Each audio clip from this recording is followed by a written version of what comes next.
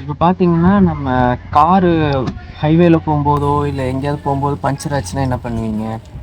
அதுக்காக தான் ஒரு ஆக்சஸரீஸ் வாங்கியிருக்கேன். Car accessories. ஓகேங்களா? இது என்னன்னா, கோ மெக்கானிக்கோட போர்ட்டபிள் டயர் இன்ஃபுலேட்டர். அதாவது காத்தடிக்கிற மிஷின். இது இப்போ வாங்க நம்ம அன்பாக்சிங் பண்ணி பார்ப்போம்.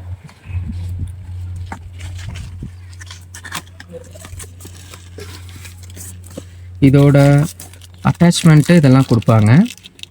ஆக்சுவலாக இது எதுக்குன்னு தெரில. ஒன்று வாலிபாலுக்கு காற்றடிக்கிறது, ஒரு ஃபியூஸ் கொடுக்குறாங்க. அப்புறம் இந்த 2 அட்டாச்மெண்ட் எக்ஸ்ட்ரா கொடுக்குறாங்க. இது எடுத்தோடனே ஓப்பன் பண்ணணும் மேலே இருக்குது. நெக்ஸ்ட் வழக்கம் போல் user manual, thank card purchase பண்ணதுக்கு, அப்புறம் இன்ஸ்ட்ரக்ஷன் கார்டு, அப்புறம் ஒரு வாரண்டி கார்டு. ஓகேங்களா? நெக்ஸ்ட் இதுதான் நம்ம முக்கியமான மிஷின்.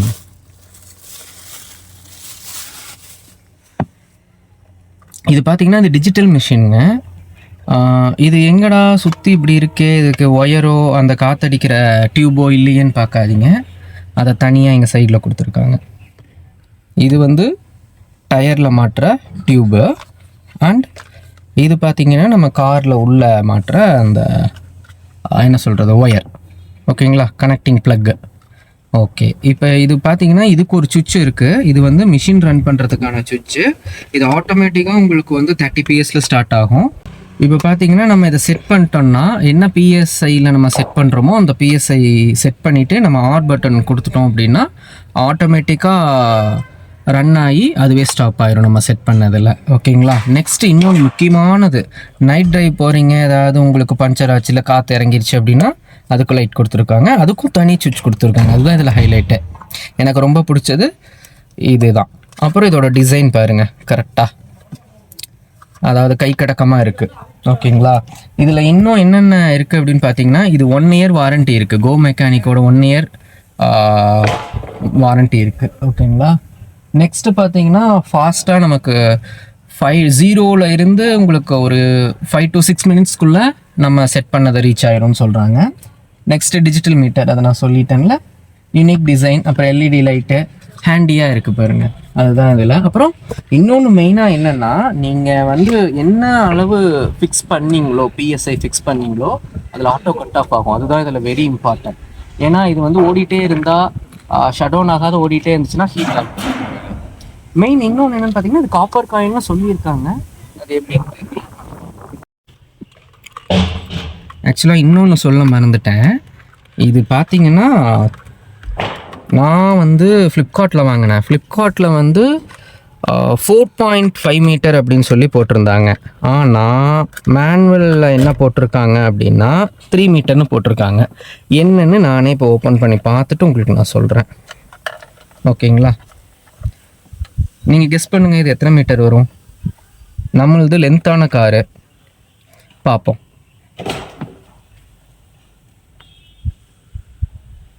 முதல்ல இப்போ என்ன பண்ணணும்னா, இன்ஜின் ஸ்டார்ட் பண்ணிக்கணும்.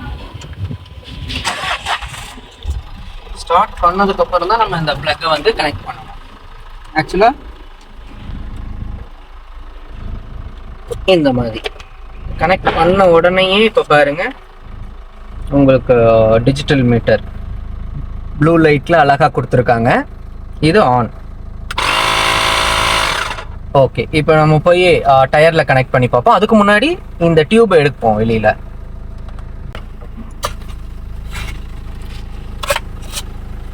பரவாயில்லையே, இதுவுமே கொஞ்சம் லென்த்தாக தான் கொடுத்துருக்காங்க. சரி, ஓகே, இப்போ டயரில் ஃபிக்ஸ் பண்ணலாம்.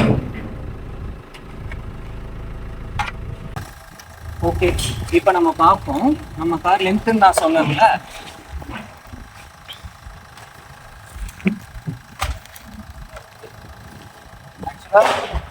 பேக் டயருக்கும் கரெக்டாக இருக்கு. நெக்ஸ்ட் ஃப்ரண்ட் போய் பார்ப்போம். ஓகே, பக்காவாக இருக்கு. இது 4.5 மீட்டராக இருந்தாலும் சரி, 3 மீட்டராக இருந்தாலும் சரி, நம்ம காருக்கு செட் ஆகுது. ஓகே, பேருங்க கனெக்ட் பண்ணி பார்ப்போம். ஓகேங்களா?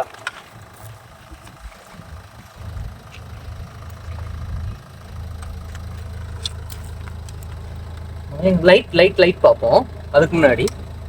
ஓகே, நல்லா பவராக தான் இருக்கு. இது இப்படி ஓப்பன் பண்ணி வச்சுட்டு உள்ள லாக் பண்ணணுங்க. உள்ள வச்சுட்டு லாக் பண்ணணும். வச்சுட்டா இப்போ பாருங்க, அதோ இதில் காமிக்குதுங்களா 1.90 அப்படின்னு வருது. இந்த மாதிரி வருது. இது என்னன்னு தெரியல, நம்ம எங்க பார்ப்போம்.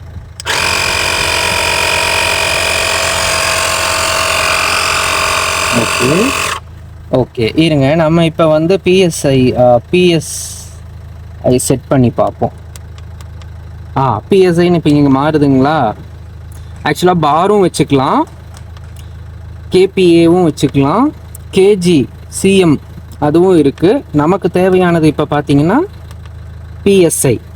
இப்போ இந்த டயரில் வந்து ப்ரெஷர் பார்த்தீங்கன்னா 28.5 இருக்குது. ஓகேங்களா. நமக்கு தேவையானது 35. இதோ 35. இதை இந்த மாதிரி பண்ணிட்டு செட் பண்ணிவிட்டு ஆறு நம்ம செட் பண்ணணும்.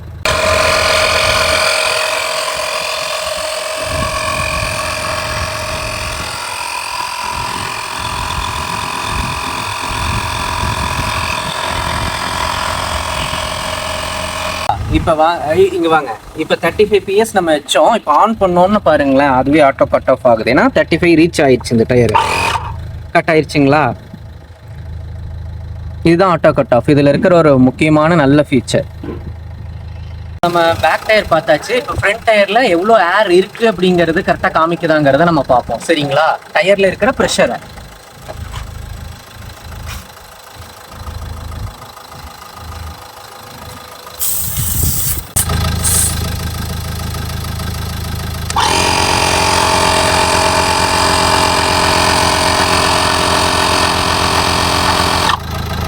எஸ் ஆகுதுங்க. ஓகே, இப்போ பார்த்தீங்கன்னா இது லென்த்து தான் எனக்கு கொஞ்சம் சந்தேகமாக இருந்தது, ஒயரோட இந்த ப்ளக்கோட லென்த்து. இப்போ அதுவும் நம்மளோட காருக்கு செட் ஆகுது. ஓகேங்களா. இப்போ வந்து எஸ்யூவி செக்மெண்ட்டுக்கும் செட் ஆகும், எம்பிவி வெஹிக்கிள் செக்மெண்ட்டுக்கும் செட் ஆகும் இது. அதனால அந்த கவலை இல்லை யாருக்கும்.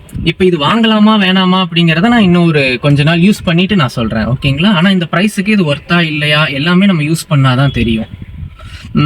இப்போ நான் வாங்கின ப்ரைஸ் எவ்வளோன்னு பார்த்தீங்கன்னா 900. இதோட எம்ஆர்பி வந்து 2500 வருதுங்க. அதாவது 499. இப்போ பிபிடியில் வாங்கினால நமக்கு இந்த ப்ரைஸ் ஆஃபரில் கிடச்சிருக்குங்க.